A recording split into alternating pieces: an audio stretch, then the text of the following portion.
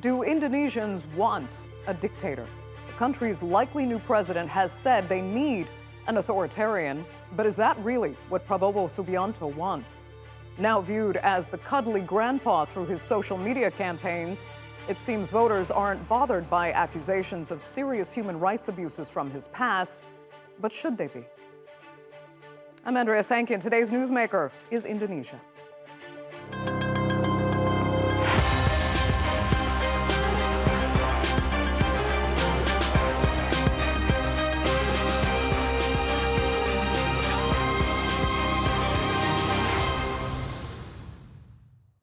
According to some analysts, Indonesians should fear for the future of their democracy now that Defense Minister Prabowo Subianto has claimed victory in the presidential election.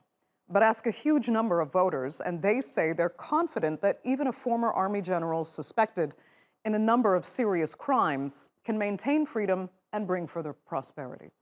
He was, of course, endorsed by the hugely popular outgoing president, Joko, and Jokowi's own 36-year-old son is Prabowo's running mate. Here's a look now at the world's largest single-day election and its presumed winner in Indonesia. Prabowo Subianto has declared victory in Indonesia's presidential vote. In the world's biggest single-day election, more than 200 million people were eligible to choose the country's next leader and representatives. Unofficial results have given Prabowo a strong lead, with around 58% of the vote, while his closest rival, Andreas Harsono, got about 25%. Prabowo is seen as the heir to the outgoing president, Joko Widodo, also known as Jokowi. Jokowi's 36-year-old son, Gibran Rakabuming Raka, was Prabowo's running mate. On Wednesday, the two celebrated the result and said the new government will represent all Indonesians. Even though we are grateful, we must not be arrogant. We must not be euphoric. We still have to be humble. This victory must be a victory for all Indonesian people.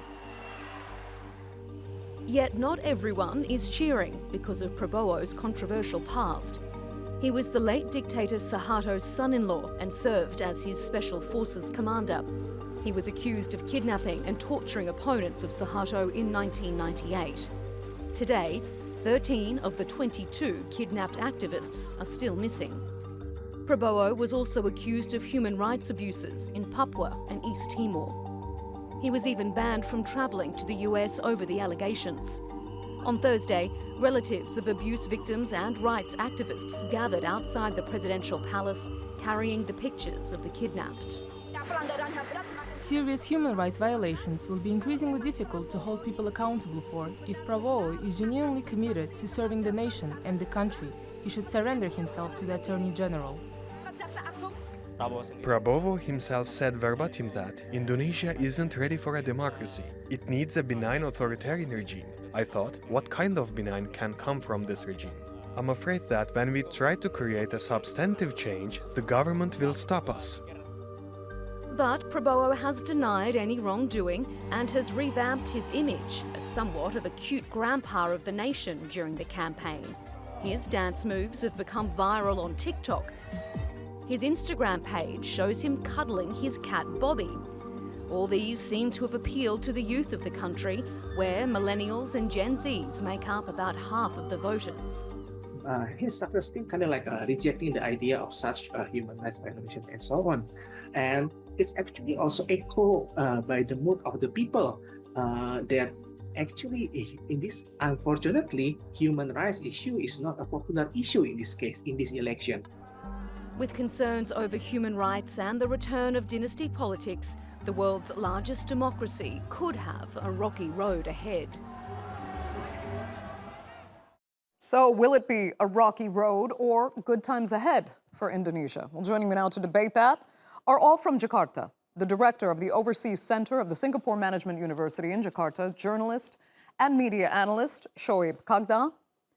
Andreas Harsono is a researcher with Human Rights Watch and author of Race, Islam, and Power, Ethnic and Religious Violence in Post-Suharto Indonesia.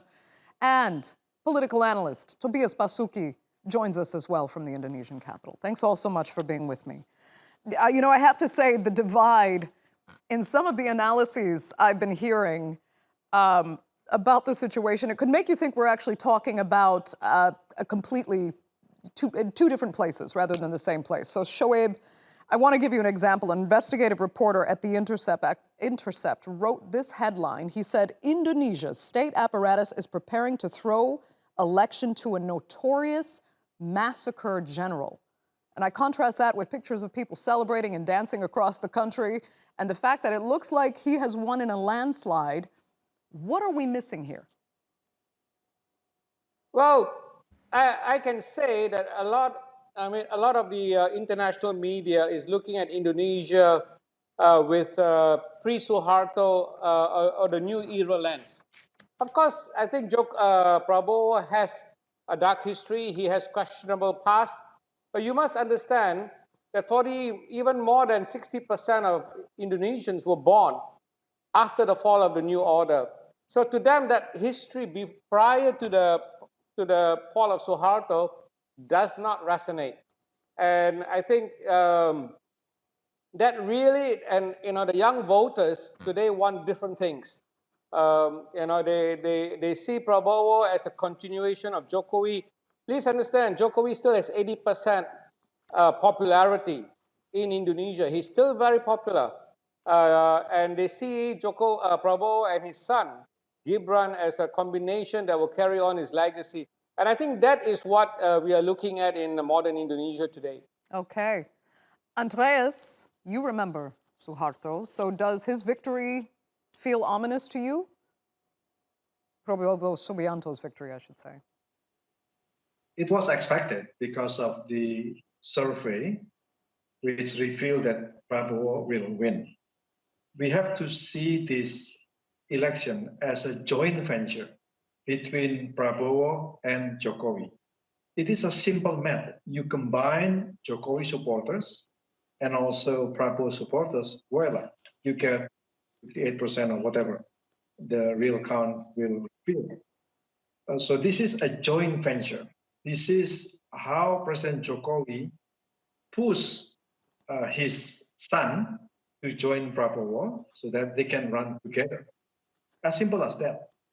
I understand that, but, Prabowo is still likely to be the president. So do Indonesians care at all about the history that he was Suharto's son-in-law, that he's been accused in massacres and was at one time actually banned from even traveling to the United States and Australia? Do they care? I think they care. The thing is just like many of the young voters, they did not know there is a problem with Indonesia education system, I guess. They should know, but they did not know that this is a man indicted twice, dismissed from the army for kidnapping activists, allegedly involved in Maseka in East Timor, that he never went to East Timor when he was summoned to be investigated. Do you think, Tobias, that they don't know then, but if they did, maybe the vote would have turned out differently? That would be an interesting question to think about, because I think Prabowo has been whitewashed in such a convenient way through the campaign method. And of course, something that happened 20 years ago for the youth, especially the Generation Z electors, that's something that's way behind them. And especially with the grassroots electors, voters, this is something that, as mentioned previously, is a joint venture, and people usually, mostly see this as a continuation of the current regime that, fortunately or unfortunately, people are satisfied with. So that's something that is very hard to say. I think it is leading to the election. There's a lot of problematic things, but especially for the 60% or so voters, that's something that is quite not real in their direct imagination. Can I just add? Go ahead, Shoeb. Can I just add that this is not the first time Prabowo is running. He's run 4 elections. Yeah. So if there was an issue with him, it would have been much earlier. He's run 4 elections. This is not the first election he's running. So I think, to say that Indonesian people don't know, they know. The question is, does it matter to them? Right, and it seems it looks like doesn't it because doesn't. all three of It you seem to doesn't. make it sound like people are just voting for a continuation of Jokowi's rule. But let me ask you, Shoeb, I mean, has Prabowo potentially changed? You know, perhaps because over time he actually learned that this democracy works well even for him, even though he said years ago before that, you know, democracy did not suit Indonesia.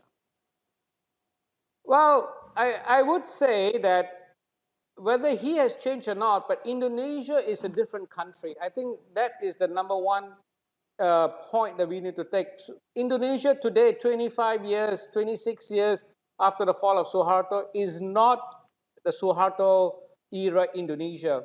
And whatever people have fears of Prabowo going back to what he did, that was a new order regime. It was military control. It was a dictatorship. Today, Indonesia is one of the most dynamic, vibrant democracies in the world. There are a lot of organizations that pay a lot of attention on what the government does and what the army does. There is no escaping. He cannot do what he did, and I think that is the main point. And with social media, there's no way he can hide. Carry on the activities that he did when he was under Suharto.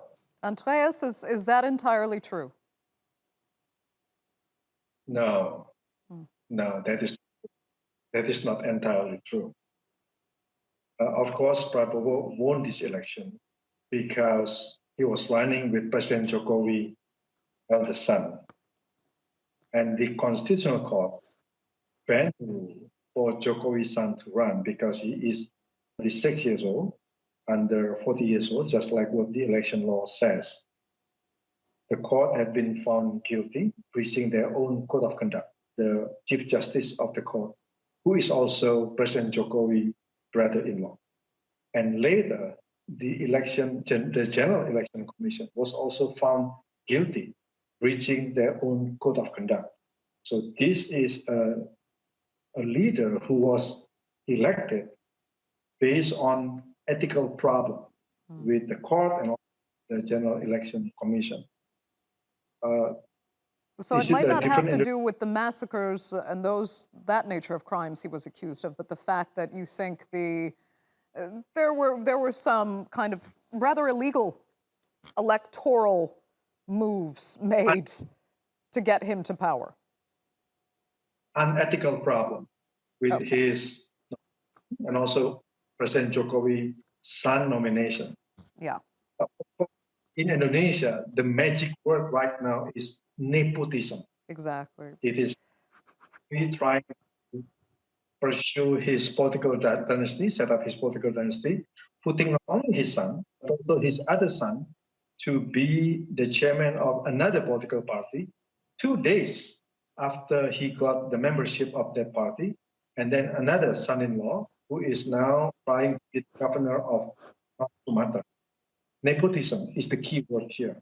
Yeah, I have heard that word, Tobias. Let me turn to you. I've heard that word a lot. When asking why Joko Widodo chose to endorse him as simply a way to maintain his influence, his power, with his son as Prabowo's running mate. It was a little bit of an accident of history, but I think it's the first problem is with our political party system, where Joko Widodo and his party, the ruling party PDIP, had been having a lot of tension with his chairwoman Megawati. And now Joko Widodo, in his outgoing after his second term, still has a lot of political capital, but diminishing political capitals. But he still wants, of course, to have a legacy, and he still wants to have influence. So initially he was hedging between Ganjar Pranowo as his successor and Prabowo, but as mentioned before by Andreas, that he managed to influence the court, the constitutional court, and once his son can become the vice presidential candidate with Prabowo, his full support comes to Prabowo in quite a turn of fate. And I think this is something that has not necessarily been planned long ago, but it is quite a mixture of machination and accidents of history within the last year, I believe. and hence that's why we see this complete alliance between Jokowi and Prabowo in this election. And, as for the legacy of Jokowi and his popularity, Shoeb, his critics say it's really misplaced because he ultimately joined the very elites that he claimed ran the country for themselves. He actually said he would banish all that he would change Indonesia in that sense, and then ended up kind of, co-opting the system for himself. What do you think? Well, okay. I think one of the facets of Indonesian democracy is that it's a very transactional democracy.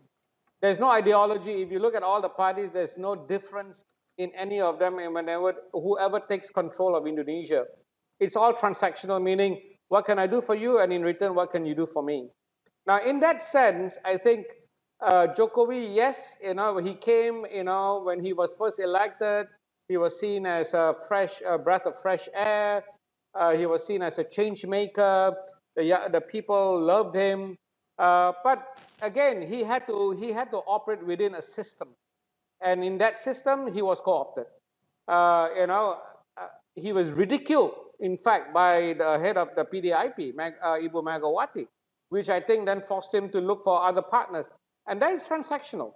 And if you talk about political dynasties, PDIP is a political dynasty. The Party Democrat is a political dynasty. There are so many other political dynasties. Andreas, go ahead. There are different party or the other political dynasty in Indonesia. The SPY, the previous president, Jokowi, they take time. Megawati is now putting her daughter to be the speaker of the parliament. Yudhoyono made his son to be the head of their own political party. But it took time. Never before in Indonesia history, an incumbent president made his son as the next president or the next vice president, but Jokowi. And he did that by using steps to manipulate, by damaging Indonesia democracy, by making the constitutional court being distrust, by losing public distrust, by weakening the anti-corruption law, by weakening labor rights with the job creation law, by silencing critics, by introducing a new criminal code. So those are damaging. Of course, dynasties exist everywhere, but they take time. This is not taking time at all. Jokowi does not take time. Immediately, while he is in power, he makes his eldest son to be the next vice president of Indonesia. And yet he's still with an 80% plus approval rating. Okay, let me ask you, Tobias, going forward though, and what makes Prabowo so interesting, I think, is that he comes from a pretty diverse background. His mother was a Christian. His only son is actually a fashion designer in Paris. So what about the prevalence of the very conservative culture and some of the more controversial laws that have been instituted, even over the reign of Jokowi? Do you think that will continue, or will Prabowo be good for minorities, for more liberal thinkers in the country? Where do you see it going? Yeah, while I agree with Andreas's assessment of the various problems in weakening Indonesia's democratic institutions, especially I think in the past, especially in the Jokowi's second term, he has used a lot of led under his leadership patterns of authoritarian or silencing critics. But I think on the optimistic side, I see the foundations for democracy is still strong. The media is very strong. Civil society is very critical and very strong as well.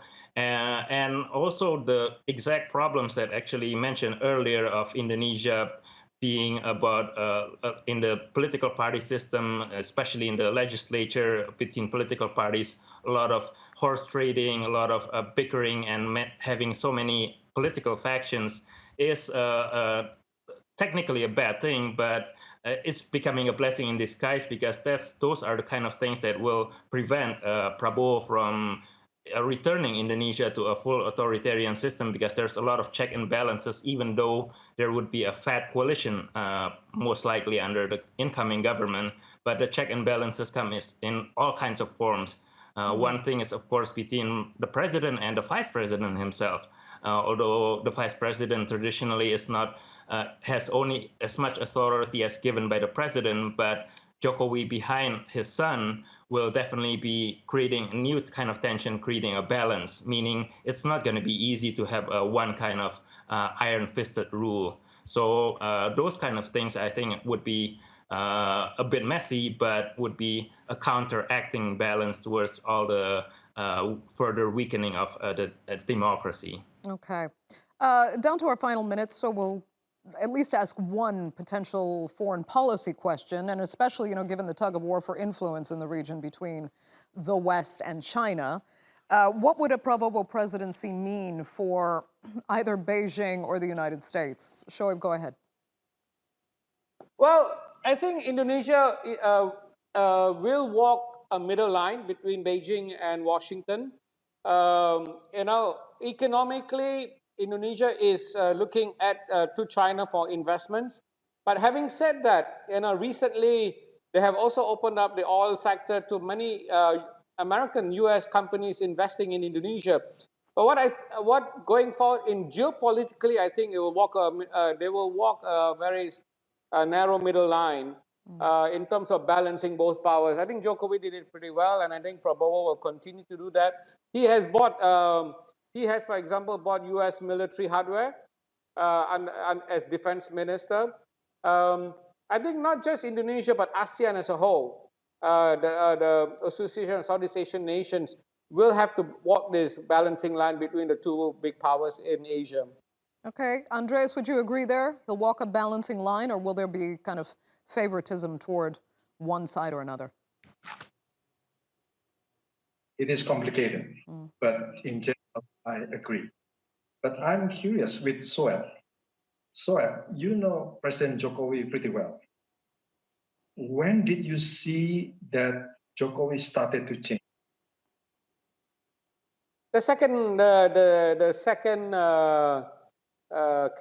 During his second presidency. I think his first his first term he was a lot more democratic, yes. I agree with that. Jokowi started to weaken the anti-corruption institution, all the other democratic institutions in his second term. And I don't think it is fair to blame the PDIP or Megawati, his own political party, because they treated him well. He put aside their own candidate in place of his son and also his son-in-law. And now, this is a man who betrayed his own political party. When did you see that? Well, I mean, I don't exactly know what exact period it was, but I think the tension had been going on for some time. I don't think one or the other precipitated the other. The tension had been there from the very beginning between the leadership of the PDIP and Pak Jokowi. Either way, it sounds kind of a typical political cycle, though, watching these leaders kind of end up making promises that they will go in one direction and having to adopt or co-opt the system that's actually in place, for better or for worse, usually for worse. But let me ask quickly, Tobias, because, down to our last minute, 1 minute actually, if you could just comment on where you think foreign policy might go if the Prabowo presidency is realized. In terms of geopolitics and rivalry between the U.S. and China, I agree there would be no net gain for either power, because Prabowo himself has said good neighbor policy, and he used the term even non-interference, winking at not going to interfere with any kind of rivalry or conflict. And that's something that's also in the inertia, in the momentum of what Jokowi has been doing. A lot of the foreign policy is compartmentalized. There would be receiving investment from China in terms of economic cooperation, but also defense and security cooperation. Like under Prabowo, Indonesia joined the military trainings with the US, and also it's more inward-looking, strengthening its military in the conventional way, but in terms of geopolitics, it's not free and active as the Indonesian jargon of foreign policy is. I would say it would be a free and rather passive foreign policy for Indonesia in the coming time. Okay, good to know. But we will unfortunately have to leave it there because that is all the time we have for this edition of the Newsmakers. I'd like to thank all three of my panelists really so much for being with us, and our viewers, of course, for joining us as well. Remember, you can follow us on X, and do be sure to subscribe to our YouTube channel. I'm Andreas Harsono. We'll see you next time.